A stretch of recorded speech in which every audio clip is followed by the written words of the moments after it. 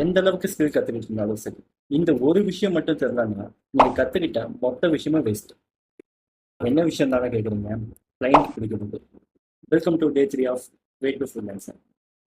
Client பிடிக்கிறவங்களுக்கு ரொம்பவே easy. இந்த 3 விஷயத்த கரெக்டாக ஃபாலோ பண்ணணும்னா அதுல 3வது ஒன்று ரொம்பவே முக்கியம்.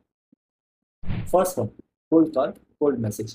நம்மளை பற்றி ஒரு செல்ஃப் இன்ட்ரடக்ஷன் கொடுக்குற விதமாகவும் உங்கள் பிஸ்னஸ்க்கு என்னால் ஹெல்ப் பண்ண முடியுங்கிற விதமாகவும் பண்ணுறது தான் இந்த கோல்ட் கால், கோல்ட் மெசேஜ்லாம். ஸோ உங்களுக்கு என்ன ஒரு ப்ராப்பர் மெசேஜிங் டெம்ப்ளேட் வச்சுக்கோங்க.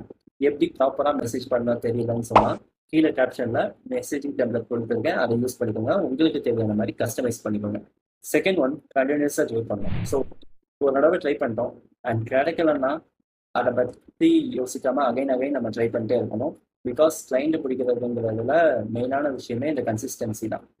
3வது ரொம்பவே முக்கியமான விஷயம், போர்ட்ஃபோலியோ.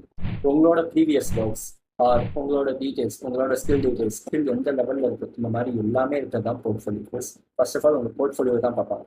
இல்லைனா இப்போவே ஒரு போர்ட்ஃபோலியோ கிரியேட் பண்ண பாருங்க. இது வரைக்கும் நான் சொன்ன இந்த 3 ஸ்டெப்பை கீழே கேப்ஷன்லையும் கொடுத்துருக்கேன், மெசேஜிங் டெம்ப்ளேட்டும் இருக்குது, யூஸ் பண்ணிக்கோங்க. நாளைக்கு டே 4 எப்படி ஒரு கிளைண்ட்டிட்ட நம்ம கோல்ட் கால் பேசணும், அவங்கள்ட்ட எப்படி அதில் பேசி நம்ம கிளைண்ட்டாக கன்வெர்ட் பண்ணணும் அப்படிங்கிறத டீட்டெயிலாக நாளைக்கு சொல்கிறேன். Let's learn, let's build together.